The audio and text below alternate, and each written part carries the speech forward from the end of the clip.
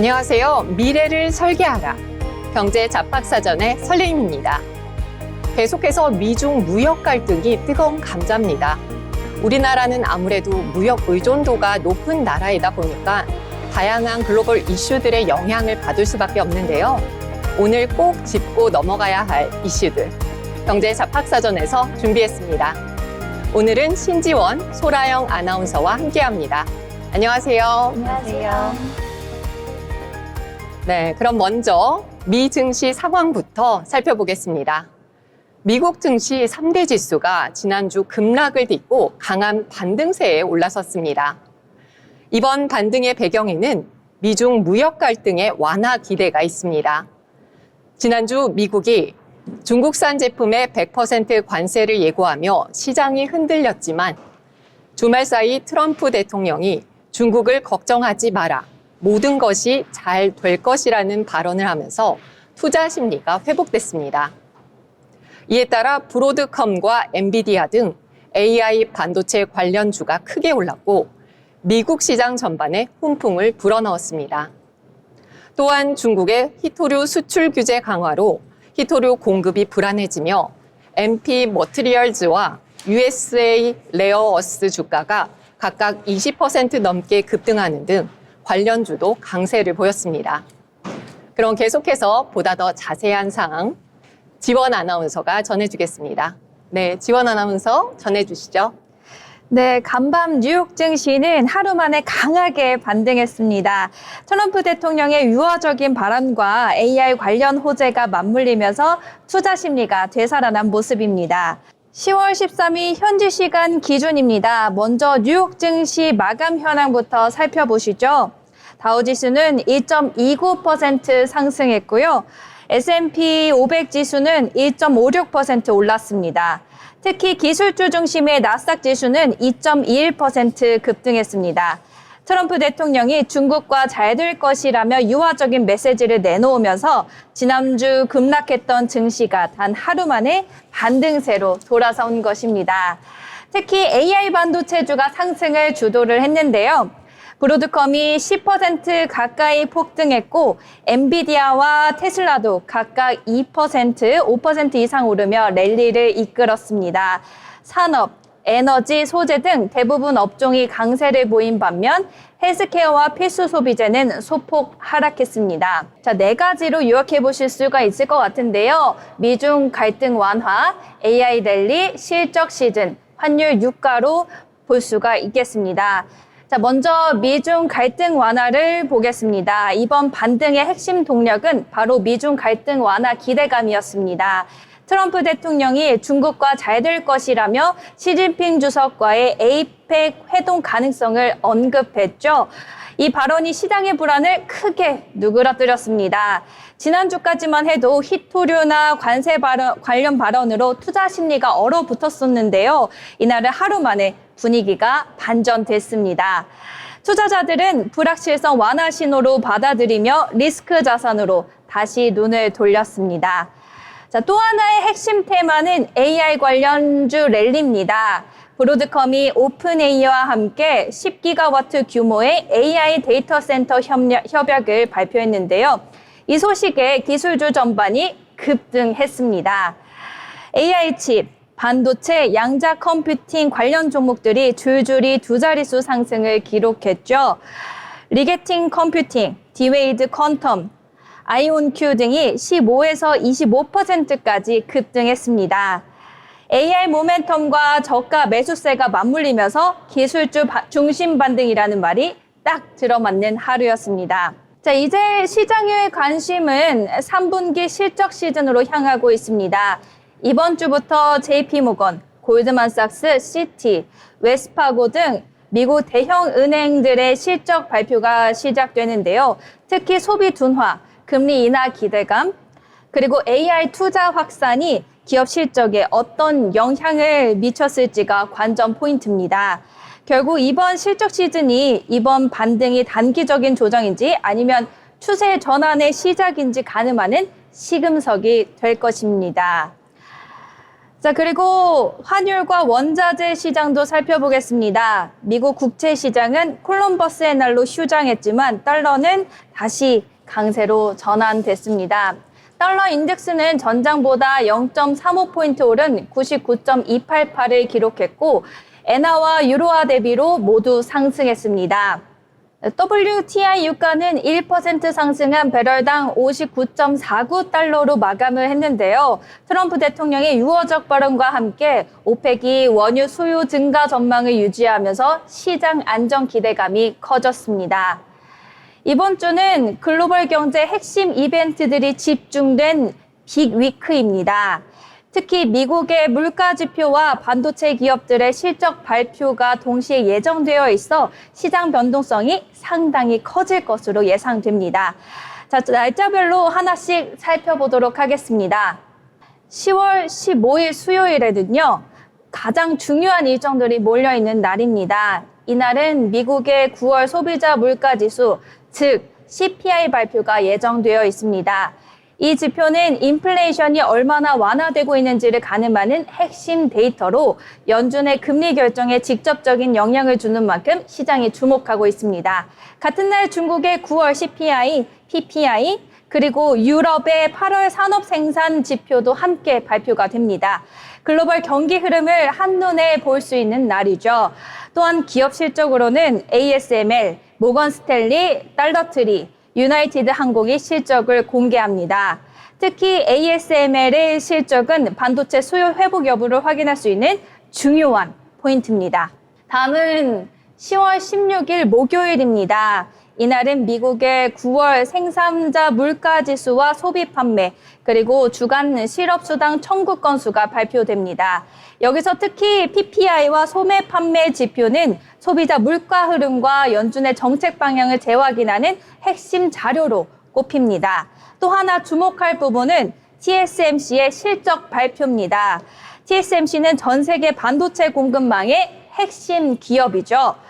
삼성전자와 ASML에 이어 TSMC가 어떤 가이던스를 내놓을지에 따라 글로벌 반도체 업황 회복 기대감이 더 커질 수가 있을 것으로 보입니다. 이날은 반도체와 인플레이션 두 가지 키워드가 동시에 부각되는 날입니다.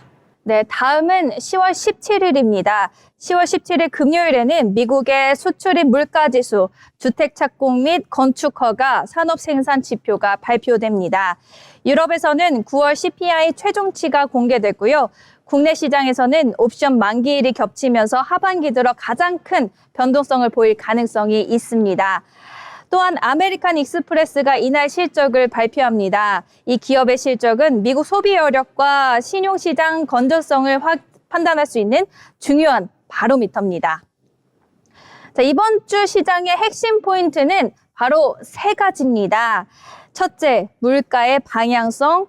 미국의 CPI와 PPI 발표 결과에 따라 인플레이션이 둔화되는 흐름이 이어질지 아니면 다시 확산될지가 결정됩니다. 만약 물가가 예상보다 빠르게 안정된다면 연준의 금리 인하 기대감이 다시 부각될 수 있습니다.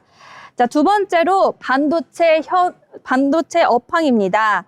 삼성전자, ASML 그리고 TSMC로 이어지는 글로벌 반도체 3대 기업의 실적이 연달아 공개됩니다. 이들의 가이던스가 긍정적으로 나온다면 반도체 업황 회복 기대가 현실로 이어질 가능성이 큽니다. 네, 세 번째로 파월 의장의 발언입니다.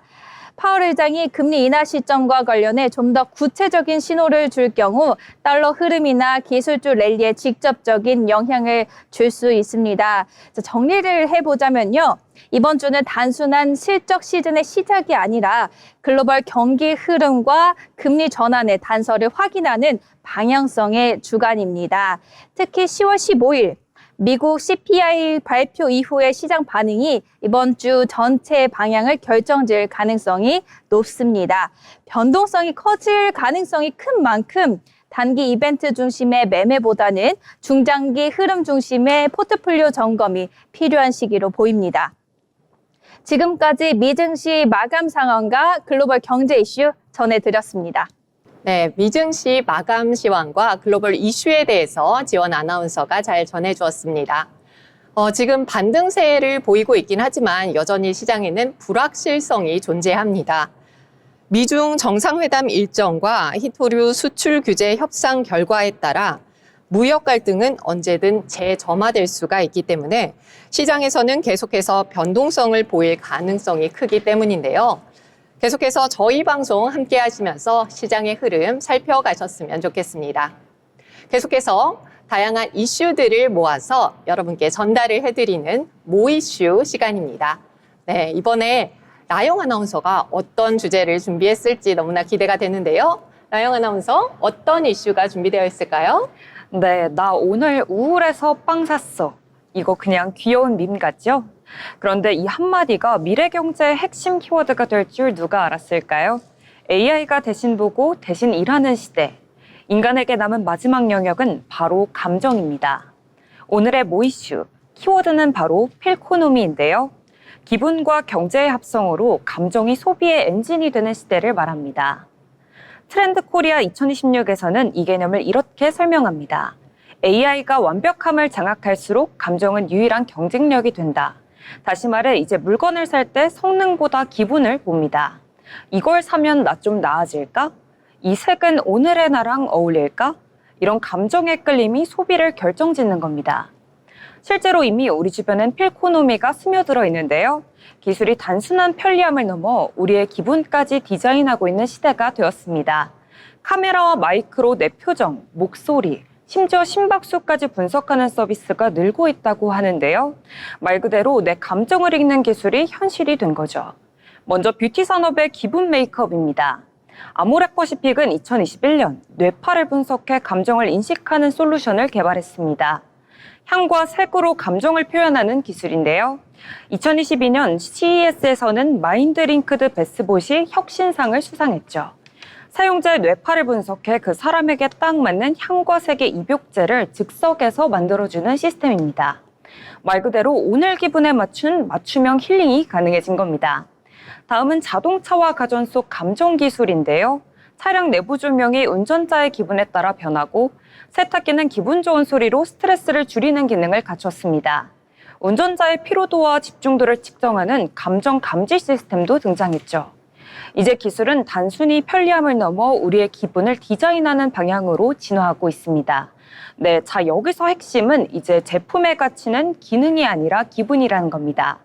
같은 물건이라도 나를 위로해주는 느낌이 들면 팔리고 그렇지 않으면 외면당하죠. 그래서 브랜드들은 지금 감정을 설계하는 기술에 올인하고 있습니다.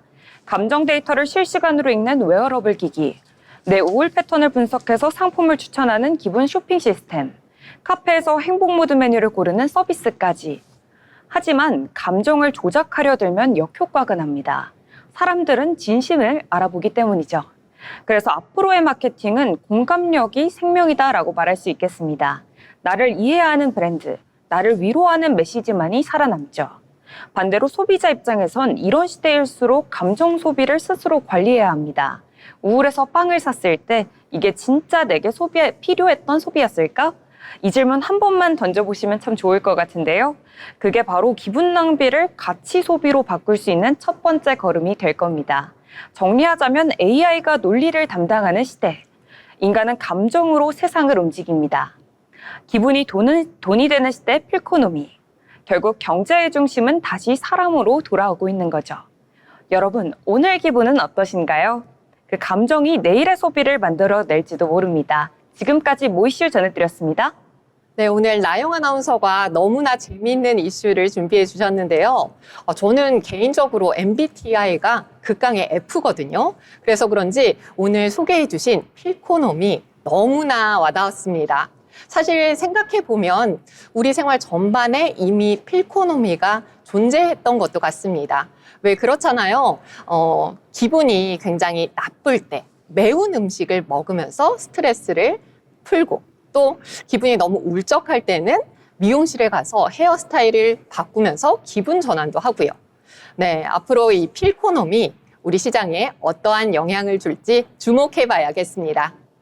네, 계속해서 오늘 시장상의 다양한 이슈들을 전달해 드리는 뉴스 브리핑 시간입니다. 오늘 오전장은 강세로 출발을 했지만 이제 마감장에 들어가면서 하락 전환을 했는데요. 그만큼 영향을 주는 다양한 이슈들이 있을 것 같습니다. 이번에는 지원 아나운서가 준비를 했는데요. 지원 아나운서 전해주시죠. 네, 중국 정부가 한국의 대표 조선사 하나오션의 미국 현지 법인 5곳에 대한 제재를 나섰습니다. 제재 대상은 하나필리조선소, 하나쉬핑, 하나오션 USA 인터내셔널, 하나쉬핑 홀딩스, HS USA 홀딩스 등으로 중국 내 모든 개인과 기관은 이들 기업과 거래할 수 없게 됩니다. 이번 조치는 단순한 기업 제재가 아닙니다. 미중 해양 패권 경쟁이 격화되는 상황 속에서 나온 맞대응 조치로 분석이 됩니다. 최근 미국은 중국 조선업 규제와 관련해 자국 조선업 재건을 추진하며 한국 기업을 핵심 협력 대상으로 삼아왔습니다. 하나오션은 한국 조선사 최초로 미국 현지 조선소를 인수하고 기술과 경험을 미국으로 이전하며 적극 협력해왔습니다.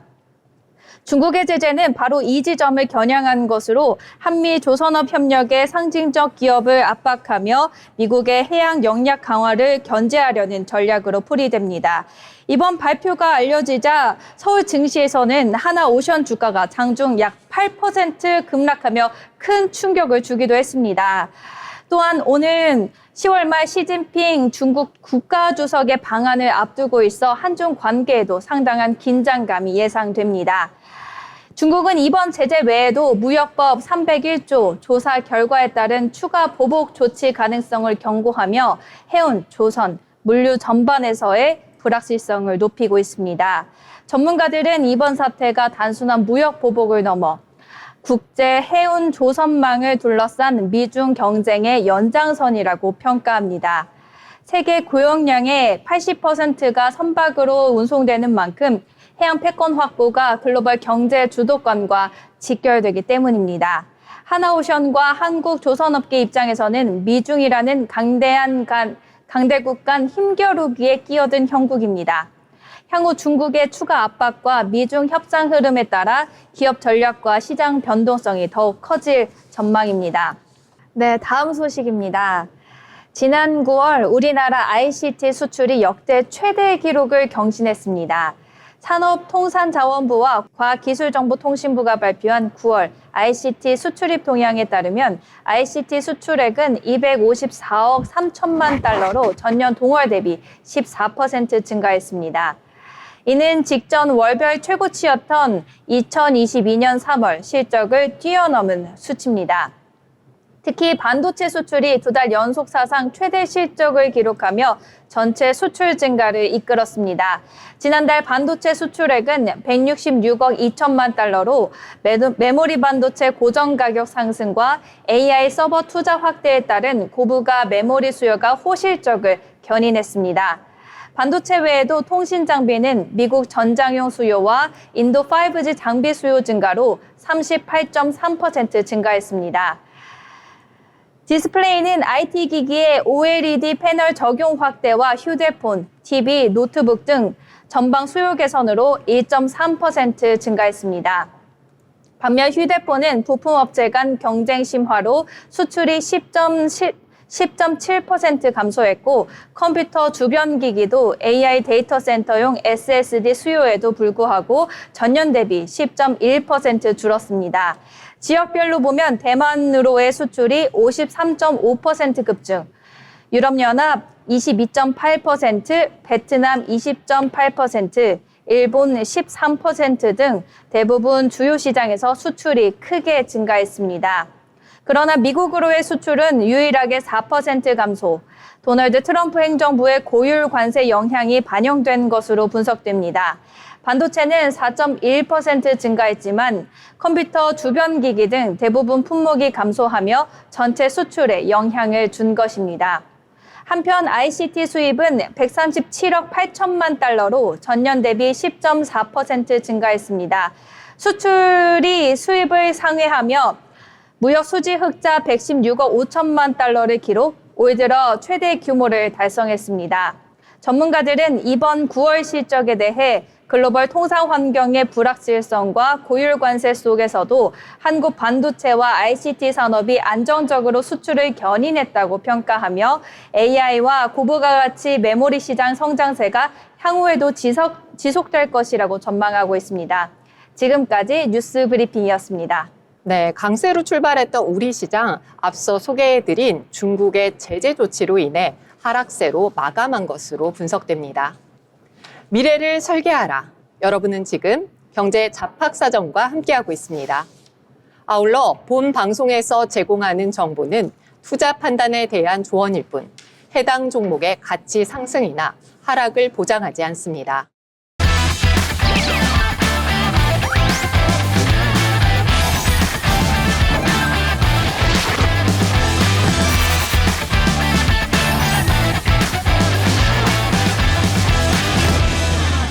네, 이번 시간은 투자의 고수가 되고 싶은 아나운서들이 경제와 주식과 관련된 이야기를 나누는 시간입니다. 돈의 맛, 먼저 국내 시장부터 살펴보도록 하겠습니다. 코스피, 오늘 미중 무역 전쟁 우려 완화와 삼성전자의 깜짝 실적 발표에 힘입어 강세로 출발을 했는데요.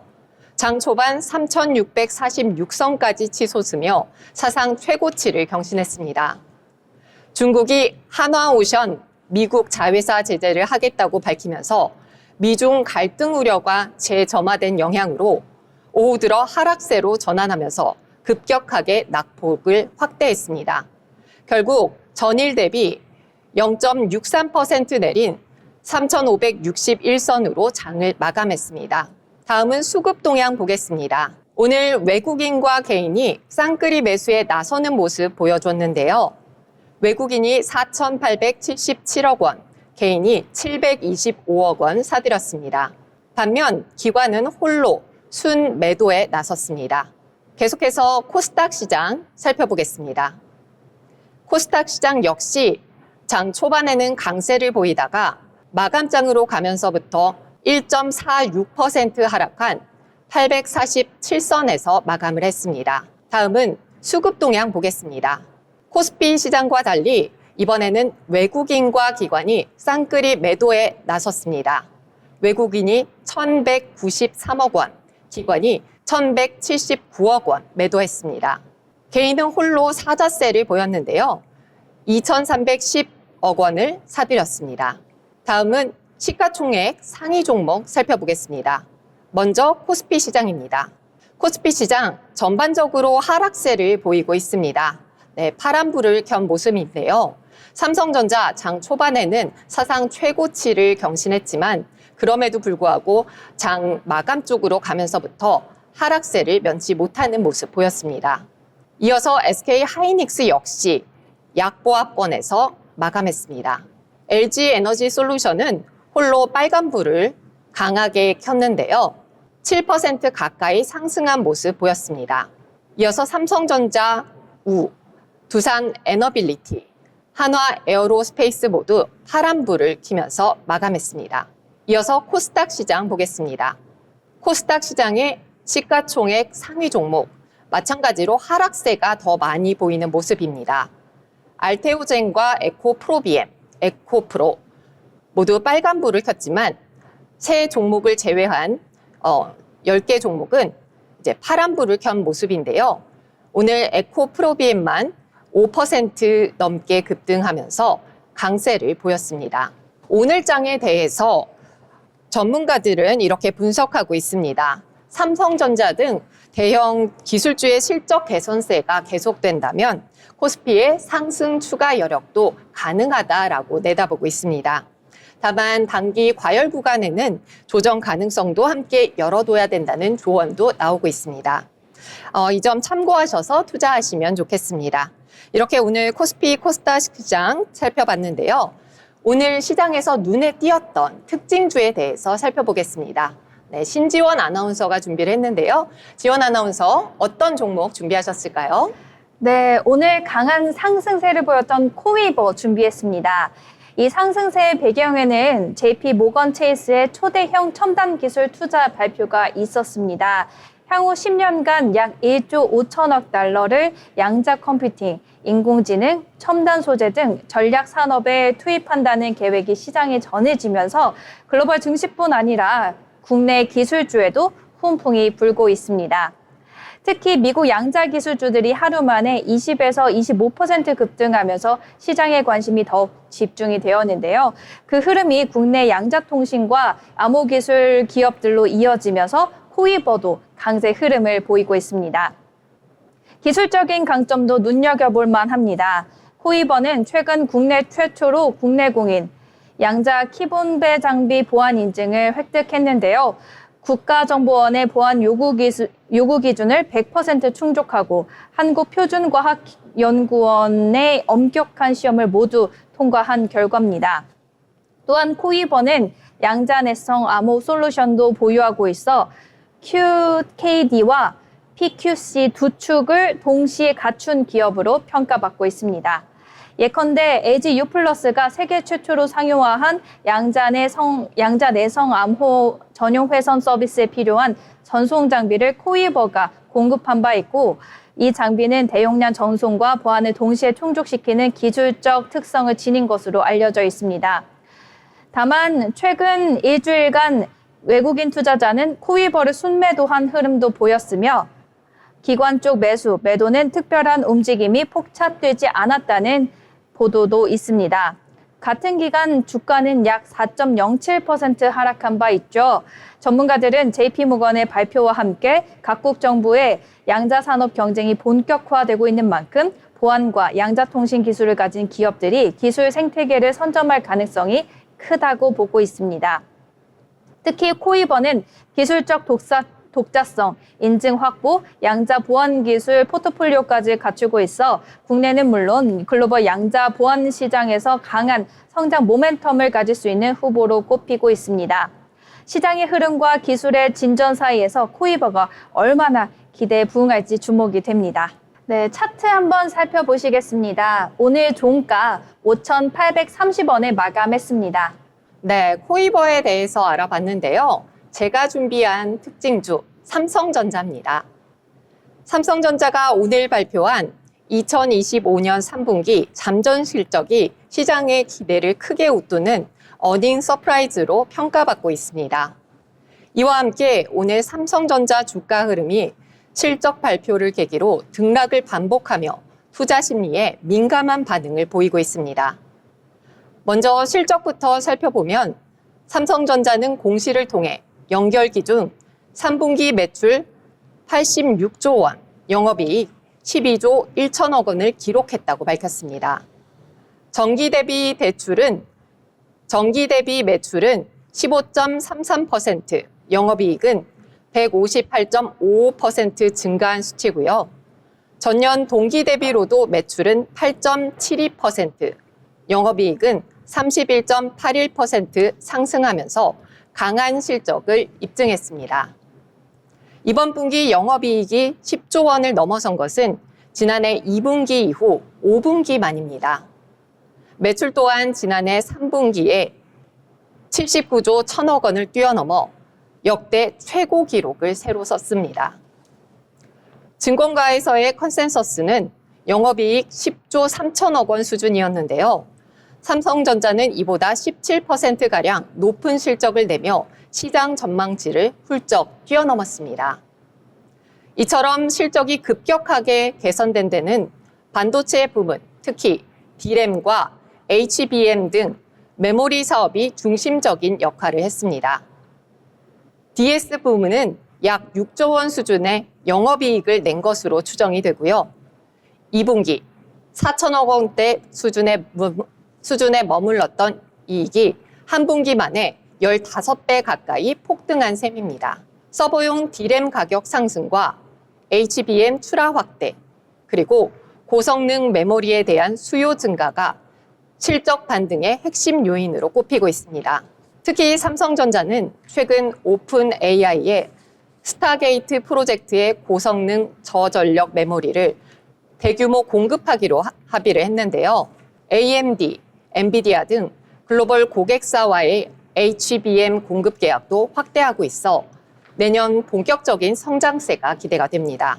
그 밖에도 모바일 부분은 폴더블 신제품 판매 호조 덕분에 약 3조 원대의 영업이익을 기록한 것으로 보이며 디스플레이 부분은 1조 원대, TV 가전 부분은 3천에서 4천억 원대, 전장 사업을 담당하는 하마는 최대 1조 원 가까운 이익을 낸 것으로 추정됩니다.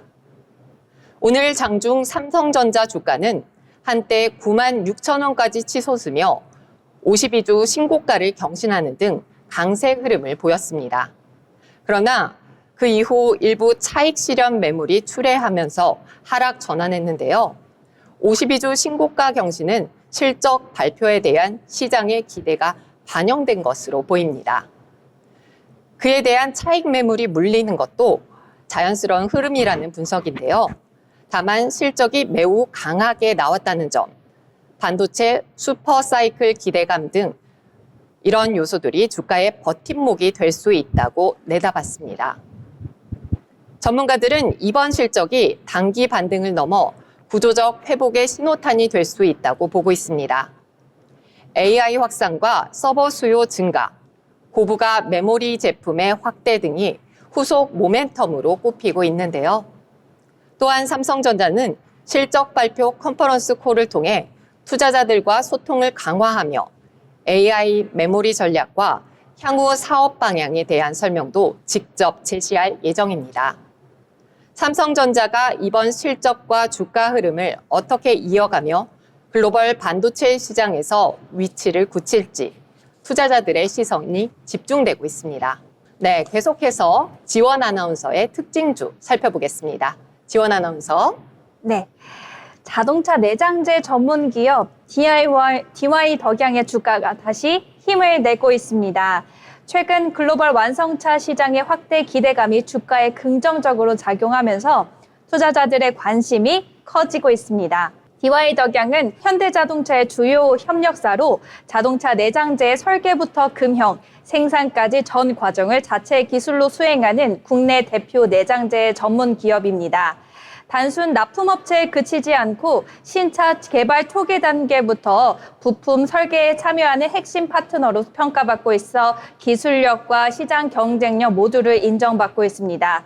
특히 DY 덕양은 2015년 중국 시장에 진출하며 현대차, 기아차 계열 납품망을 중심으로 사업을 확대했습니다. 최근에는 자동화 시스템을 도입해 현지 생산 효율과 품질 향상에도 박차를 가하고 있습니다. 또한 2021년부터는 글로벌 시장 공략을 강화하며 자체 모듈 부품을 유럽과 미국에 공급하면서 해외 매출 비중을 꾸준히 늘리고 있습니다. 단순 내장재를 넘어 차체 모듈 사업으로 영역을 확장한 셈으로 업계에서는 기술 다변화와 글로벌 경쟁력 강화라는 점에서 의미가 크다는 평가입니다. 증권가에서도 DY 덕양에 대한 전망은 긍정적입니다. 현대차 그룹의 글로벌 생산 확대와 친환경차 출시 증가가 DY 덕양의 실적 성장으로 이어질 것이라는 분석이 나옵니다. 또한 회사는 리사이클 플라스틱과 바이오 소재를 활용한 친환경 내장재 개발에도 주력하며 지속 가능성을 중심으로 기술 경쟁력을 강화하고 있습니다. DY 덕양은 앞으로도 내장재 기술 고도화와 글로벌 시장 다변화를 통해 자동차 내장재 종합 솔루션 기업으로 도약하겠다는 전략을 내세우고 있습니다. 단순 부품 공급을 넘어 설계, 금형, 생산, 친환경, 기술, 글로벌 공급망까지 아우르는 종합 역량을 갖춘 점이 투자자들과 업계의 기대를 모으는 이유입니다. 이처럼 기술력과 글로벌 확장성을 동시에 갖춘 DY 덕양. 앞으로 현대차 그룹의 성장과 함께 국내외 자동차 내장재 시장에서 어떤 성과를 낼지 주목됩니다. 네, 차트 한번 보시겠습니다. 오늘 종가는 2,250원으로 마감했습니다. 네, DY 덕양에 대해서 알아봤습니다.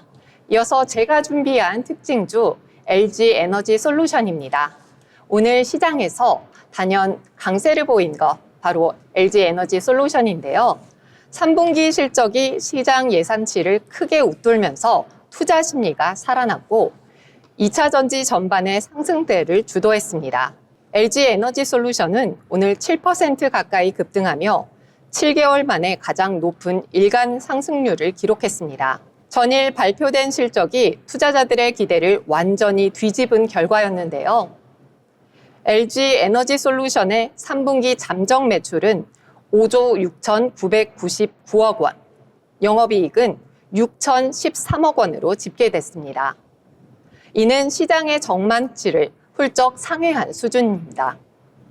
특히 전분기 대비 영업이익이 40% 이상 증가하면서 실적 바닥 통과 신호를 확실하게 보여줬다는 평가가 나옵니다. 이번 호실적의 배경에는 전기차용 원통형 배터리의 생산 효율 개선과 북미 전기차 고객사로의 납품 확대, 그리고 ESS 수요 증가가 맞물린 결과로 분석됩니다. 또한 환율 효과와 소재 단가 안정화도 수익 개선성에 크게 한몫을 한 것으로 보입니다. 증권가에서는 내년 상반기까지 실적 개선세가 이어질 거라는 전망이 우세한데요. LG 에너지 솔루션은 미국과 유럽 중심의 고부가가치 배터리 비중이 높아 글로벌 경기 둔화에서도 안정적인 실적 방어가 가능하다고 분석했습니다. 특히 IRA 보조금 효과와 GM, 테슬라 등 북미 고객사의 생산 회복세가 본격화되면 내년 1분기부터는 실적 레벨이 한 단계 더 높아질 것으로 내다봤습니다. 또한 AI 데이터 센터 증가로 인한 ESS 수요 확대도 주목할 만합니다. AI 서버는 막대한 전력을 소비하기 때문에 대규모 에너지 저장 장치가 필수적인데요. 이에 따라 북미를 중심으로 ESS용 배터리 수주가 빠르게 늘고 있습니다. LG 에너지 솔루션은 이 시장에서도 선제적으로 기술력을 확보한 대표 기업으로 꼽힙니다. 한편 중국 정부가 내달부터 배터리 수출 허가제를 시행하기로 하면서 중국산 배터리에 대한 공급 불확실성이 커지고 있는데요. 이에 따라 글로벌 고객사들이 거래선을 한국으로 옮길 가능성이 커졌다는 분석도 나옵니다. LG 에너지 솔루션에는 탈중국 수혜주라는 프리미엄이 더해지는 분위기입니다. 이처럼 호실적, 글로벌 공급망 재편, 그리고 전력 인프라 투자 확대라는 세 가지 모멘텀을 모두 확보한 LG 에너지 솔루션. 오늘 증시에서 단순한 단기 급등주가 아니라 2차 전지 업종의 리더십을 재확인한 종목으로 평가받고 있습니다. 네, 이렇게 LG 에너지 솔루션까지 특징주에 대해서 알아봤습니다. 계속해서 인물 로그 시간입니다. 화제가 된 인물을 알아보는 시간인데요. 라영 아나운서가 준비를 했습니다. 라영 아나운서, 어떤 인물이죠? 네, 오늘은 한 사람의 리더십이 기업을 어떻게 바꾸고 나아가 글로벌 비즈니스에도 어떤 영향을 미치는지 이야기해 보려고 합니다. 주인공은 바로 네이버 최수연 대표인데요. 최근 포춘지에서 선정한 가장 영향력 있는 아시아 여성 리더 100인에서 8위에 올랐습니다. 작년에 18위에서 무려 10계단이나 뛰어올랐죠. 포춘은 최 대표가 AI를 핵심 서비스와 결합하는 데 주력하고 있으며 네이버는 소버린 AI 개발에도 집중하고 있다고 평가했습니다. 같은 명단에 카카오 정신화 대표도 이름을 올렸는데요. 국내 여성 리더의 글로벌 파워, 실감나시죠? 최수연 대표는 늘 새로운 도전을 즐겼습니다. 기술과 경영의 경계를 넘나들며 변화를 두려워하지 않았죠. 그녀에게 기업 경영은 단순한 관리가 아닙니다. 기술로 사람들의 삶을 어떻게 더 풍요롭게 만들 수 있을까? 이 질문이 늘 그녀의 중심에 있었습니다. 네이버에서 최 대표는 검색, 커머스, AI 등 핵심 서비스를 아우르며 전략을 짰습니다. 기술을 이해하고 전략으로 연결하는 능력은 마치 보이지 않는 레버를 움직이는 것 같았죠. AI와의 결합은 단순한 편리함을 넘어 기업과 시장의 미래를 재정의해야 하는 일이었습니다. 최 대표는 기존 틀에 안주하지 않았습니다. 새로운 길을 찾고 새로운 방식을 시도했죠. 네이버 소버린 AI 개발과 AI 기반 서비스 혁신은 글로벌 시장에서도 눈길을 끌었습니다. 손에 잡히지 않는 기술을 사람과 비즈니스에 즉시 연결시키는 능력, 이게 바로 최 대표의 힘이었습니다. 최 대표의 리더십은 내부를 넘어 글로벌 무대까지 뻗어 있습니다. 포춘지 선정 아시아 여성 리더 8위라는 성과가 그걸 증명하고 있죠. 기업을 움직이는 힘을 넘어 산업 전반의 변화를 불러오는 영향력. 이건 정말 아무나 할 수 있는 일이 아니다라고 말할 수 있겠습니다. 이렇듯 최 대표는 입사 이후 수많은 프로젝트를 성공으로 이끌며 네이버 성장의 핵심 엔진 역할을 했습니다. 국내뿐 아니라 해외에서도 인정을 받으며 글로벌 리더로 자리매김했죠. 미래형 리더, 바로 그녀의 모습입니다.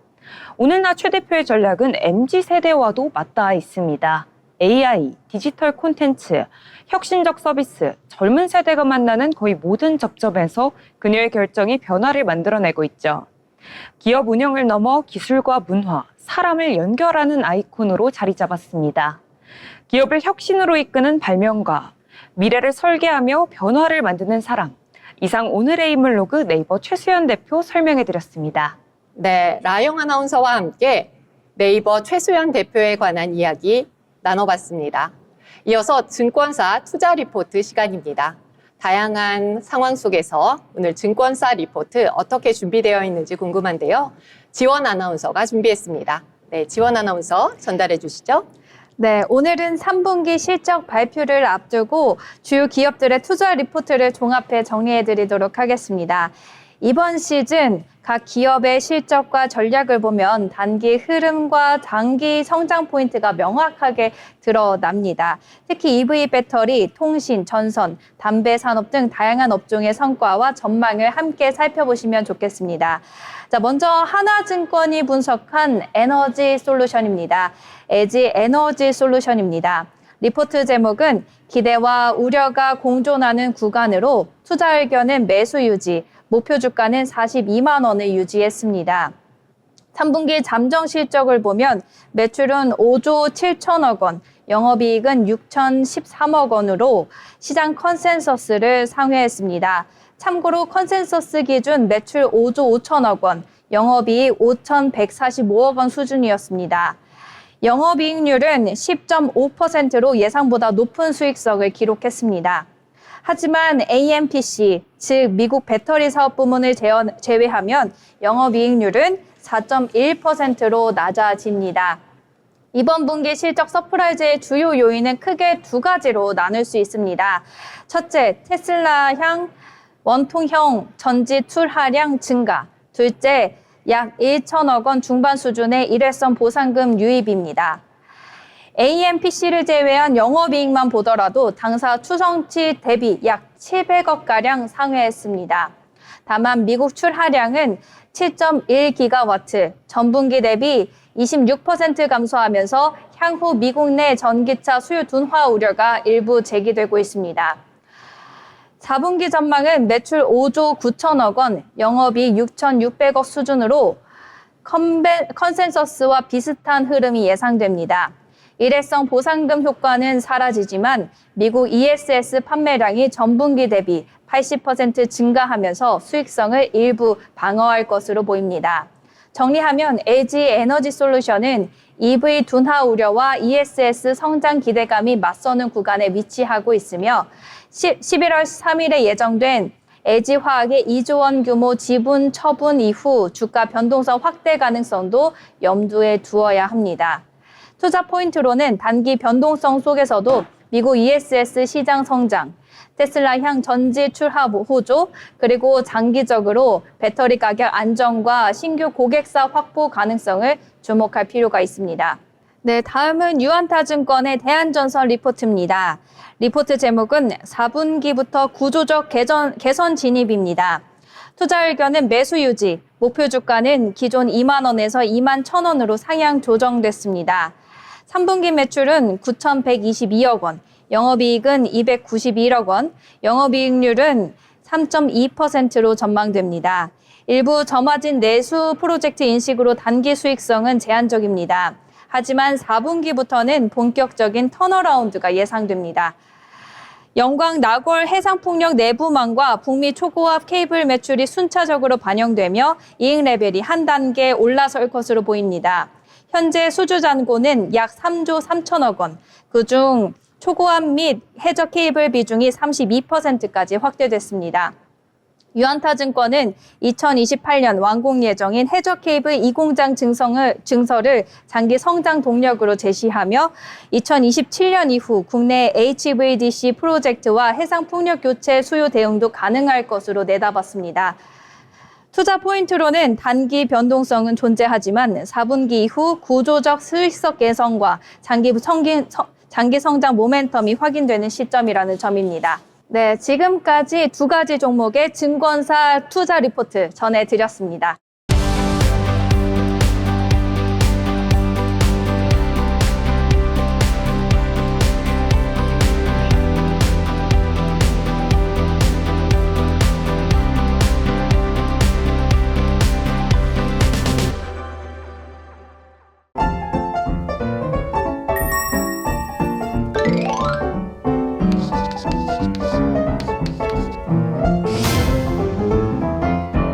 네, 경제 잡학사전 아나운서들의 수다 함께 하셨는데요. 이제 마지막 수다가 남았죠.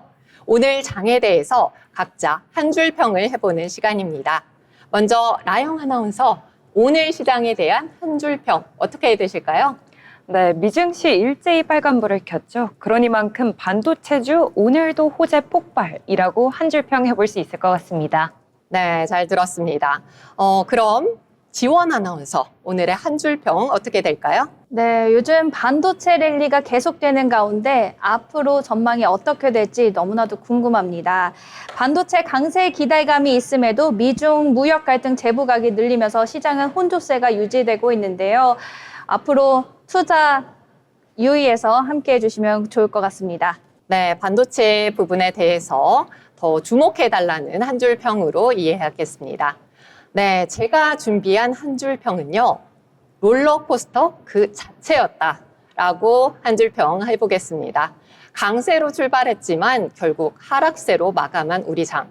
또 오늘은, 내일은 어떤 이슈로 우리 시장에 영향을 끼칠지 귀추가 주목됩니다.